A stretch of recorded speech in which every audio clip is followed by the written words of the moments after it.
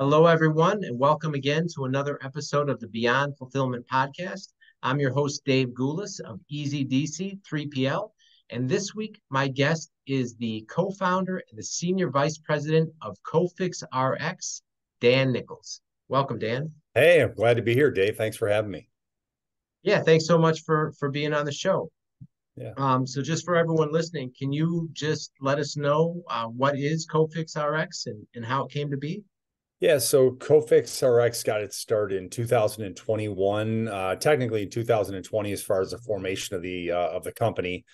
We got to market in May of 2021, and what it was there was a doctor, medical director actually at a local surgical center, who had gotten a little bit concerned about his daughter and the health and welfare of his colleagues. And his daughter was an emergency room doctor in New York City, right in the epicenter of all the craziness in 2021. And he got really worried about her and wanted to find, like, how could I, help to keep her safer? And he had recalled some stuff he had done when he was in medical school around staph infections. And when they swabbed the noses with a certain solution, that would be povidone iodine, staph infections didn't go to 4%, 3%, 2%. They went to 0% when they swabbed that nose. Since then, hospitals have been using povidone iodine intranasally to help to protect people from staph infections. And also doctors and nurses use it in the hospitals themselves. But anyway, the doctor got to thinking about how he could improve upon such a formula, maybe delivered a little deeper into the sinus passages.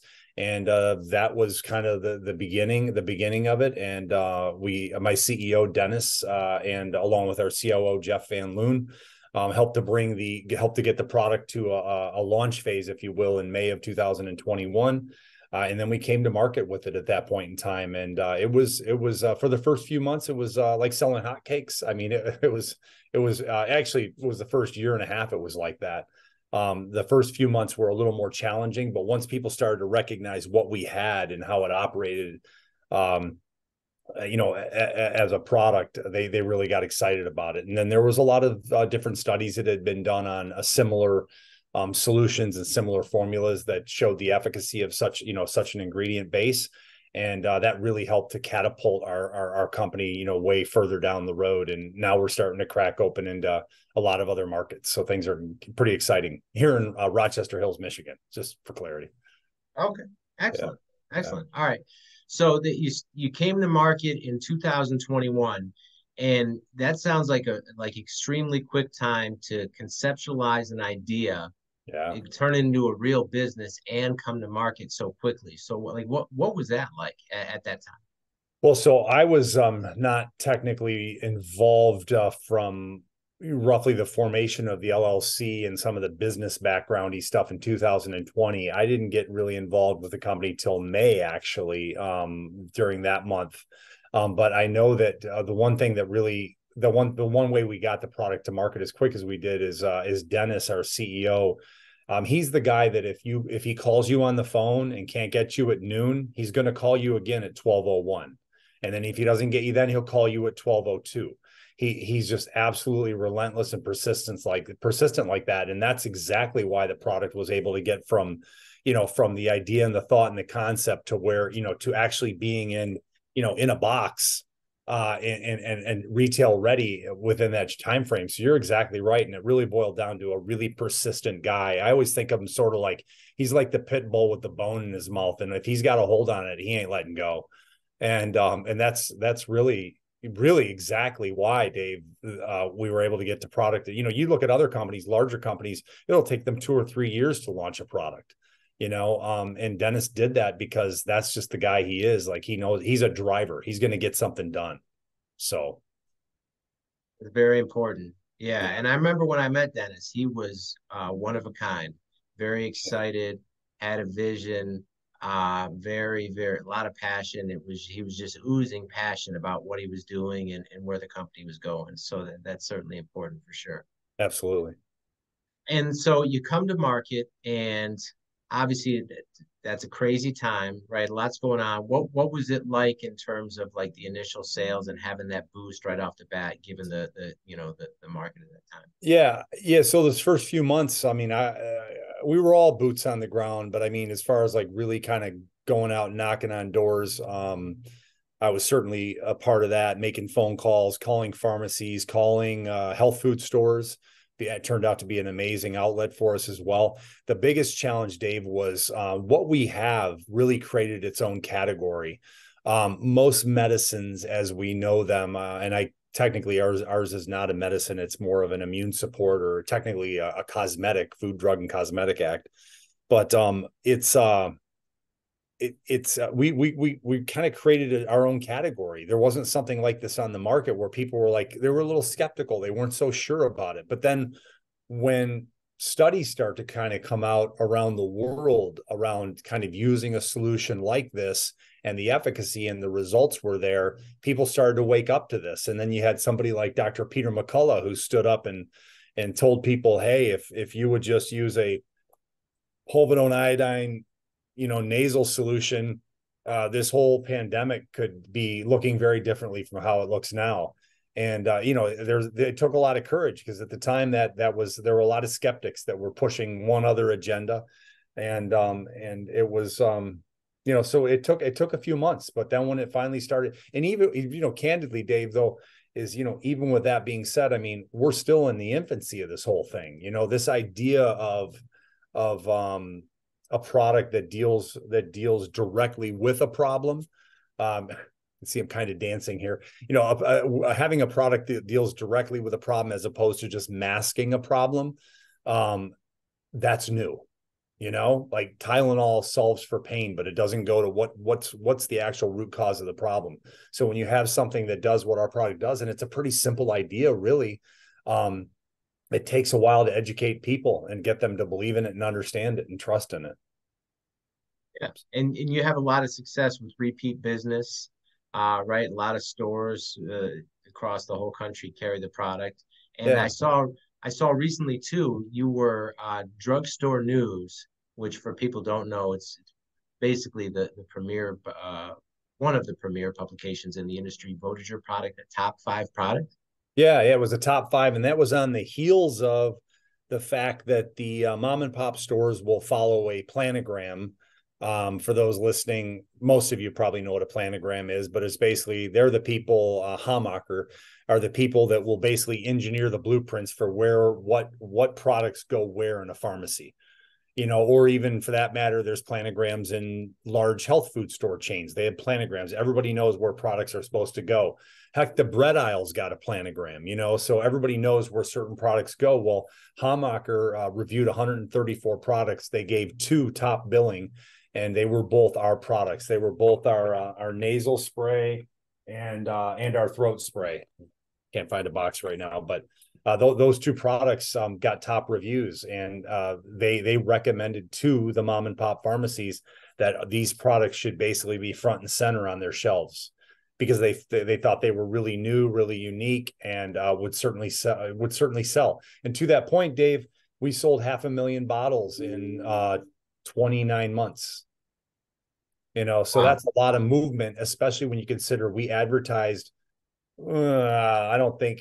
I would say in that time frame, we sponsored a few podcasts, but other than that, we did no advertising, none. So it was all word of mouth. The mom and pops at the health food level and the pharmacy level, they spread the news about our product.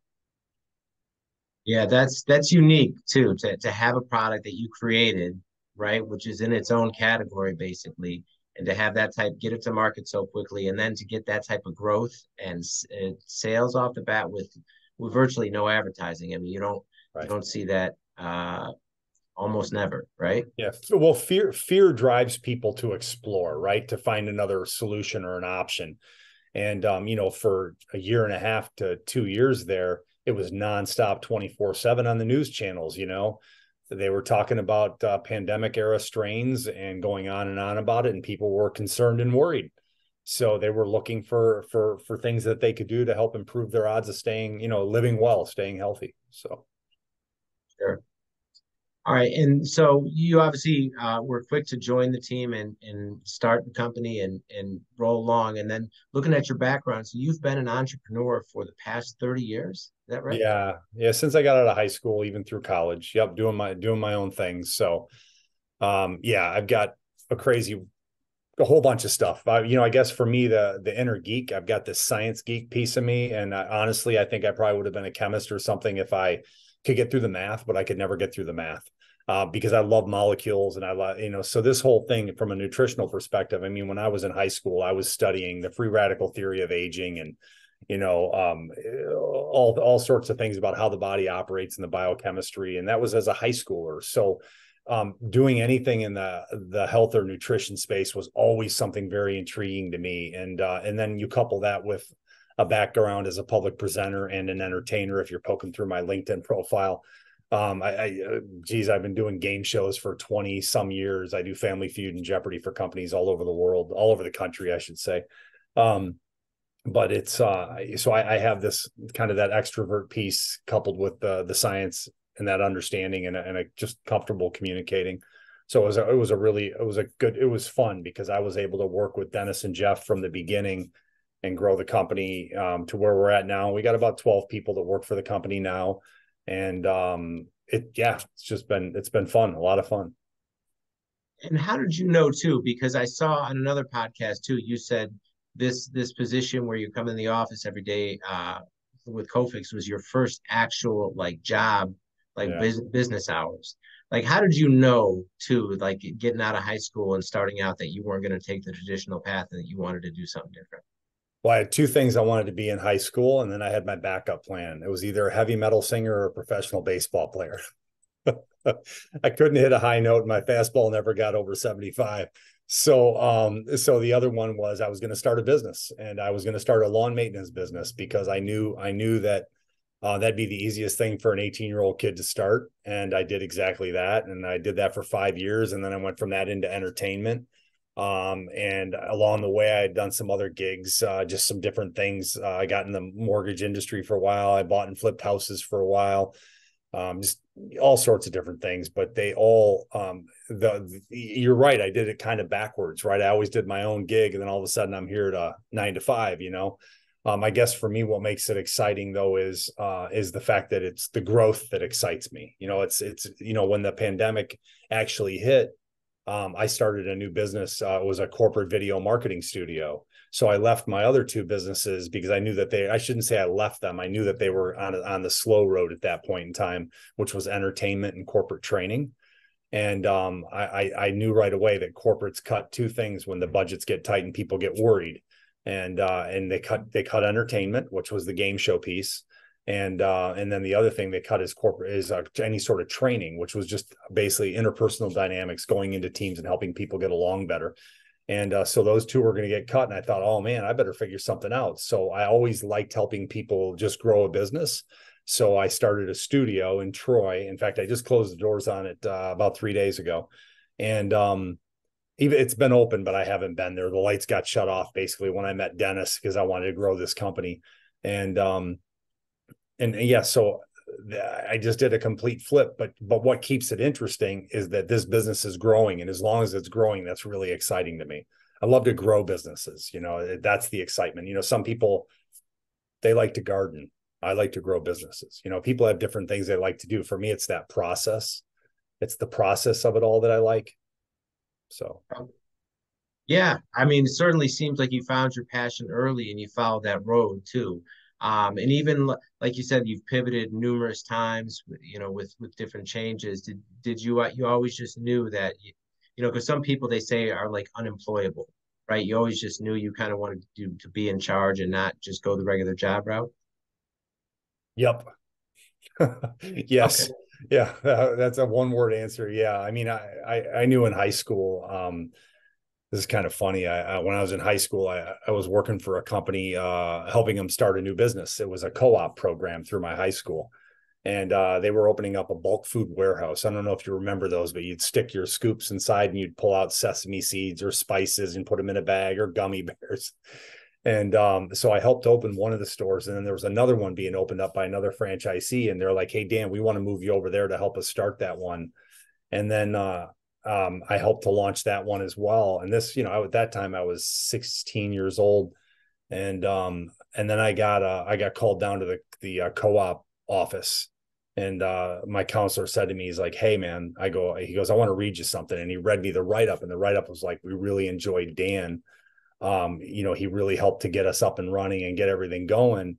However, he feels quite an urge or overwhelming sense of wanting to take over, and basically my counselor's like, dude, on one hand, he's like, they're like, they don't want you back, and I'll tell you why. It was because frankly, the guy that was the son of where the money came from on this franchise, the son was running the thing.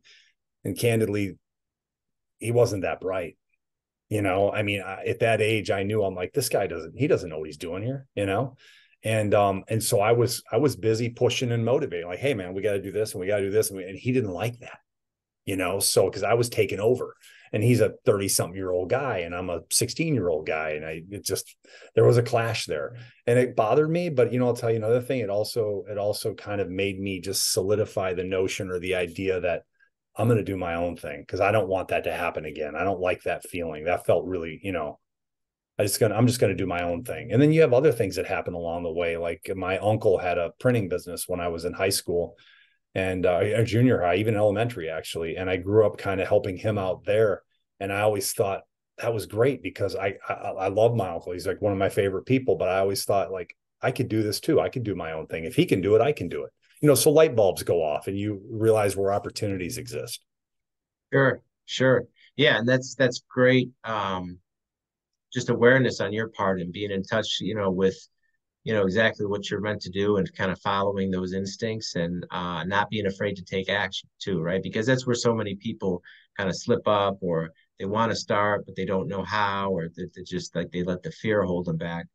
Um, like what would you say too for someone that has an idea and they have a plan in their head, but that they haven't started yet and they want to, but they just don't know where to start? What would you say is like the most important thing to to have when you're starting out? I think most important would probably, for most people, is to have people around them that believe in them, that try to motivate and encourage them to do that. I think a lot of people don't have that. Yeah, I mean, and another one too, I mean, passion, persistence, and vision. You mentioned the word persistence earlier. I've often thought that the most important things for an entrepreneur, and I've kind of actually changed this in the last like 6 weeks, because I was listening to or reading an article or something. I don't remember where I got it, but I've often thought the success formula is what I call PPV: passion, persistence, and vision. You got to have all three. If you don't persist, then you're never going to get to your vision. If you don't have a vision, you don't know what to persist toward, right? But if you don't have passion, you don't have the impetus to drive these other factors. So you need all three. But I think that successful entrepreneurs are even more than the passion, is probably an obsession, an obsession. And also I think having a competitive edge probably helps. Wanting something to happen, wanting to see something to succeed. I've been self-employed my whole life, Dave. And I mean, for me, this was an opportunity to hit what I'm going to call an entrepreneurial home run. I was a solopreneur for a long time. I never scaled a business to where I had people in multiple locations and, travel expenses. And like, it was always just me and whatever I could control and do. So this was doing this meant I was now working with other people on a daily basis that, could tell me what to do it too. So, that wasn't something I was used to having. But you have to be excited about what you're doing. I mean, I'm excited as heck to get CofixRx into the market. I think it's great. I like it on a number of levels. There's a message in our product. There's something about this that goes beyond just another supplement or something you can do to stay, to keep yourself healthier. It's bigger than that to me. So there's an obsession and a passion that drives me at that level as well. So I think that's what people need. I mean, if you're not passionate about it, don't bother. If you don't have a clear vision, well, wait until you do. And if you're not willing to persist, then just forget about it, because you got to get up every day and just keep driving. So Yeah, 100%, right? And I'm sure it's been your experience too, but oftentimes things are harder than you think they're going to be. They take longer, they're more expensive.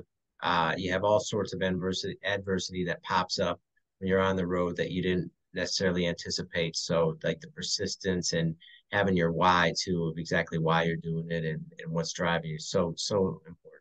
And There's that kind of, yeah. and the factors too, as it relates to why we don't do what we do from an entrepreneurial perspective.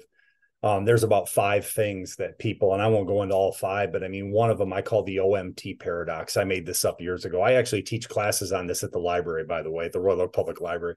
So on launching a business, it's a passion of mine. I love it. An obsession of mine would be more accurate. But the OMT paradox, and it's just the belief that if you just have one more thing, then you'll have everything that you actually need. I call BS on that. Not true. I don't buy it. You're always going to be lacking something. You're always going to be lacking something. You just need to do the thing. You just need to dive into it. And you need to be okay with it not working out, because I'm a big believer in all those adages you hear that, that failure is just, one more step getting closer to the success. I mean, like those kind of things. I can't come up with one right now, but you know what I'm talking about. We're like, that's part of the deal, man. That's just part of life. You're going to fail at stuff. Like it's good. That's just part of the thing. I mean, the best baseball players on the any team anywhere, if they're batting 300, they're like the best. They're one of the best. 318, 320. Like, wow, that'd be pretty awesome. But they fail 2 out of 3 times they get up, Yeah. So, but they get up to bat. And that's what matters. They got up to bat. They gave it a try, and they get up over and over again. They get up every game. Yeah, for sure. For sure. And that's why too we hear so many people talk about sales as a foundation too for entrepreneurship, because it's the same thing where you need to persist every day, regardless of the rejection, regardless of how many times people say no, and every no does get you closer to a yes. And if you're numb to it after a while, then you continue to persist, continue to move forward. You have your vision. That's what can get you there in the face of all the adversity. Yeah, persist and adapt, right? Like, you can keep persisting and trying to drive that bus through that same damn wall, but if it's not working, come up with another plan. You got to be adaptable, right? Sure, So, sure. And so absolutely. you mentioned your whole career you were a solopreneur basically, and then when you started Cofix, you linked it with Dennis and your other partner. Yes. So and you said too that was kind of very new to you working with other people and having this team and whatnot. Like how important do you think it is to have the right partners, and how big a difference does that make with everything you've seen in business? You know, I think that's a notion of that's an interesting notion. I don't know if right. I'm a word guy, right? So I hear the word right and I think to myself, what does that really mean? I think that you need to learn to live with the weaknesses and the strengths. And if you can't, then that's not right. So like I guess at that point, then that's not right. But uh yeah, Dennis and I think a lot alike about a lot of things, but are there things that annoy me? Sure. But there's things that annoy me about my own daughter, so you just gotta, can you live with it? That's the situation, so, and another thing too, is if somebody's never launched, sometimes the partner thing is somebody that you can share the fear with. If you've never launched, you have somebody else you pull into your fabric and you can share the fear. And I think that that's okay. But you bet. And the other thing too, is that you need to also be willing, if you have a partner on something, you always have to ask yourself one question. Am I willing to lose this person as a friend or family member? Because the likelihood of that divorce in a business situation is exponentially higher than it is in a familial relation. You know what I mean? It's just the way it is. It's pure numbers. I like to look at the math, like it's the odds are slim, but if that's what it takes to get you moving, then I would say, sure, partner up, but pay attention, because you never know how anybody is until you know how they are with money. Hmm. You think somebody really well, but until you can figure out the money piece, then until you actually do that, you'll never know. So, Okay. And you mentioned the someone else to share the fear with. yeah. That's another common thing we hear from a lot of people too, is just journey is filled with uncertainty, often dark times, things don't look good, you might be upside down, and everyone's got this human mind, where fear is just a natural part of life. Like how, in your experience, what's your strategies in terms of dealing with the fear when you're persisting, or when you're dealing with a challenge, or when things aren't going well? I would tell you, at least consciously, I've battled that one and won that war. And what, subconsciously though, I can't speak to what my subconscious is constantly driving, the stuff that I haven't worked out, the things in the back of my head that I'm not even aware of. I don't know. I would tell you that I'm pretty fearless. I'm willing to step into something. I mean, when I stepped into this role, Dave, I mean, I'm stepping into a place that's loaded with medical doctors and financial people and legal people. And I'm stepping into this world where people are investing in startups. And then all of a sudden I'm carrying on conversations with these people every day. I never did that. I never did that before. But you know what? I think the big thing is knowing that you're adequately intelligent, that you've got enough, that you're enough. And I think that that's really important. I think a lot of people will spend their lives battling that demon that they are or they aren't enough. They don't know. They can't, they haven't made that decision. And I pretty much know. It's like this podcast today. A lot of people have been freaking out like, oh man, I'm going to be on this pod. I'm not. Give me it. Bring it on. Like I'm adequately intelligent enough to handle this. And if I'm not, then I'm just fooling myself and I don't know the difference anyhow. I mean, this is comfortable for me. And a lot of people, this is a big fear of theirs, but I'm just, I bring my A game. And if that's not an A to somebody else, then I can't do anything about that. But I always bring the best I got. Sure. Yeah, I love that attitude too. Yeah. Another way I heard it, I don't remember who said this, but I heard it put that basically growth and comfort cannot coexist.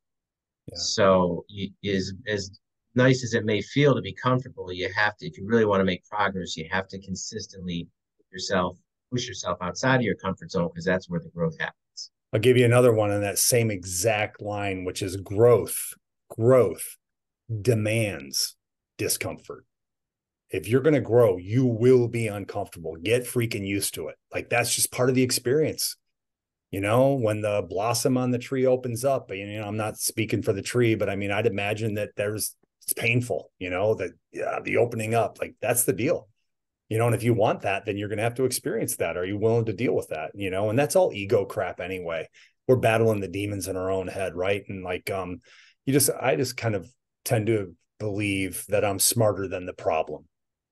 I'm smarter than the problem. If you were going to interview to me today about some deep physics calculations, something, I don't know, some concept about outer space, and I'd say to you, yeah, not my thing, man. Can't do it. But I'll tell you what, I got a guy that can.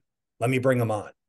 I'm okay with that, knowing your strengths, knowing your weaknesses, and just being, I'm always going to bring my A game. So I'm not afraid if I fail, and being uncomfortable to me is actually a high, because I know that I'm going to get something coming out the other side. I get a payoff. So that's a win for me. Wow. Yeah, I've never heard it framed like that, but that's a very, very interesting way to frame it. Cool. So now you mentioned you have this other company where you help people grow their businesses. So obviously you're dealing with other entrepreneurs and whatnot. What's the biggest, potential mistake that you see people make that maybe biggest things people do wrong that are maybe inhibiting growth or that don't let them be all they can. Yeah. So two different ways, two different pieces to that kind of as I see it. You've got the personal side, then you got the pure business side. And people say, oh, business is business. And it's like, no, it's not. Business is always personal. They're always personal. You can't separate the two because humans are involved. I think that's a myth, actually. I deal with that when I coach like interpersonal dynamics stuff. But so the biggest business mistake I see is when people front load a business.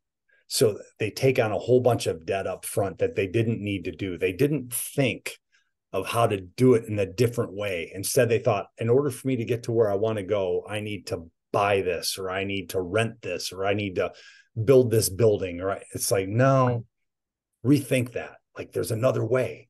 Right now, it's just, you're not opened up to that right now. Brainstorm with other people. It's amazing what brainstorming does. You get around other people and they start bringing up other ideas. That's just such a force multiplier. So I think that people front load businesses. I'll give you a perfect simple example. When I started my game show business 20 plus years ago, instead of spending $5,000 to buy the game show podiums, so like I actually go out, I own all the gear, the movie screen, the projectors, the TV sets, the microphones. I put on a full scale game show. Okay. So companies hire me to come in and do that. But when I first got started, the obstacle in front of me was it would cost $5,000 to buy these podiums, these buzzers and lights and all this cool stuff. And I thought, well, I'm going to have to get $5,000 together. And I started thinking about it. I'm like, no, I don't. So what I did instead was I created a press release and I stole a picture of the game show podiums. And I said, local company. I was a DJ for 30 years, game show. So I was a wedding DJ, corporate parties, that kind of thing. So what I did was stole a picture of the game show podiums and I did a press release. I got in the Detroit News and the Daily Tribune. So 2 papers here local in the Detroit area. And within 3 weeks, I had over $10,000 in contracts, including one with Chrysler. Now this is 20 years ago. So what did I do with the deposit money? I bought the podiums. Well, what if I had already bought the podiums and got no gigs? What if I didn't get any gigs? Then I would have just blown $5,000. But instead, I tested the waters. So I thought differently. You got to think differently. And so anyway, so that's that piece. And then as far as like the personal side, I think you asked about where do people, like, I don't know, screw up or not move forward, is they believe their own lies. It's just a mind game. I was working for a nonprofit in Detroit for about 3 years all in. I was a consultant helping people launch their businesses. And I did this in the winters during the slow seasons for my entertainment business. And the founder called me into the office one day and she said, Dan, we have the awards banquets. And what that meant was these people are actually starting a business. They had 5 different consultants that worked at the Entrepreneurship Institute. And she said, Dan, well over half the people getting these micro grants from Comerica Bank this weekend at the awards show are your clients. Why is one guy bringing so many more people to the finish line, if you will? It's really the start line, but getting them the money, help, small little grant money and helping them get launched. Why is it so disproportionate? And I said, well, do you want to shut the door? And she shut the door. I said, here's why. I said, I'm more like a psychologist, and all the other consultants you hired, though I love them, you hired accountants. They're a bunch of bookkeeper accountant types. They have accounting degrees, finance degrees. They don't think about it. The biggest problem people have isn't whether or not they can make a spreadsheet work, because you can always hire somebody for that. But what you can't do is have somebody solve for the demons in your head, the things that hold you back and keep you from moving forward. Those are the things, the false beliefs, the lies you tell yourselves, if I just do this, then I can do this. If I just, the imposter syndrome, you don't believe you are, so you don't think you can. The first game show I ever did, Dave, was in front of marketing executives from all over the world that flew in to the Chrysler marketing in Auburn Hills to release the new Liberty Jeep that was coming out. I'd never done a game show in my life. Never. My heart was pounding out of my chest. I had never gotten up and said, hey, ladies and gentlemen, we got a great game show. The whole thing, the buzzer's got to work. Everything has to work. But I didn't let that scare me. You know what I mean? Like a lot of people, well, I better do some birthday parties first for some kids. I better do this and I better do this and and they make up all these excuses and they just don't get it done. We get one chance here, and we get about a 40-year window. Are you going to cash your dreams for a paycheck? I'm not. Wow. Powerful. That's powerful. And I'm sure everyone can relate, right, to the demons in our head. And like you said, it sounds like you kind of embrace the adage, like feel the fear and do it anyway. Right. Right. Yeah. Right. Absolutely. Yeah. Okay. So with regards to CofixRx, what's next?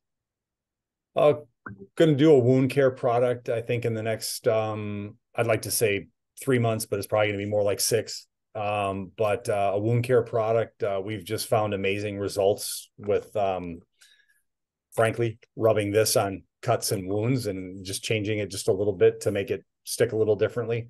That's next. We're breaking into some large retail opportunities here soon. that's kind of exciting. We'll see how that goes. Just really growing the brand, getting the word out there. That's the big thing, and getting people to understand just how powerful this product is. Again, I've talked to you before this show. There's so many things I can't say about this product, but this is an amazing product. And if people just understood how powerful it was, we'd sell even more than we already have. I'm not complaining and, ungrateful about what we have sold, but we'd sell even more if they understood what it really was. So How big do you think this can get, right? Because like you said, right, you had some amazing growth right off the bat. You're getting into major retailers now. You're getting some real press and positive reviews. Like how big can you see this brand getting? well, I will tell you this, when I walk into a room and do just sort of, I'm just going to call it an I don't know, ad hoc survey, and I've got 50 or 75 people, because it's funny, during my game show, I do this whole bit on where are you most likely to catch a bug, at an airport, at a hospital, like where are you most likely to catch something? And people will answer the question. And then I break into what I call a commercial moment for Cofix. And it's completely, they're not expecting it. And I give all the people that play a surprise box, a consolation prize. And I've got 70 people in the room, and only one person right here in our own state of Michigan even knows what the product is. We've got a lot of education. We've got a lot of branding play. We've got to push, we've got a lot to do to really drive this into the consumer conscious, so they're aware of what it is we have here. So that's the challenge. So when you say how big could it get, I'd like to see it be Bayer big, Excedrin big. There's no reason why it can't. There's no reason why it can't. This product does a lot of amazing stuff. And again, as I shared with you earlier, I can't even tell you everything it does, because for various reasons, why. So, but it's fascinating. And I think it should be in every medicine cabinet, every person, every glove box. It's that awesome. So. And you mentioned earlier about the passion, and of course we covered like the persistence and all the things you need to do to succeed. But just hearing you speak right there, I mean, it sounds like you're just having a blast, right? Growing this company and doing everything you're doing. How important do you think it is to really enjoy and have fun on your entrepreneurial journey? I wouldn't do it any other way. So it's definitely important to me. It doesn't mean that it's not a grind at times, but if you expect the grind and kind of know that's just part of the deal, because again, we go back to the same conversation that all growth demands discomfort.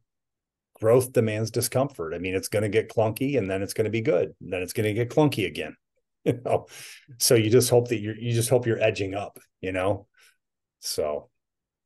Okay. Well, yeah, that's all the time we have for today. Dan, I want to thank you so much for coming on. It's been a treat. You certainly shared a lot of wisdom from your own journey. I'm sure some people are going to see this and want to get in touch with you and learn more about Cofix and what you're doing. What's the best way for people to get in touch with you?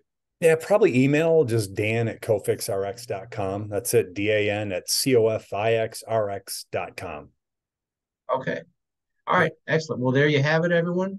That's another episode of the Beyond Fulfillment podcast, and we will see you next time. Thank you. Thank you.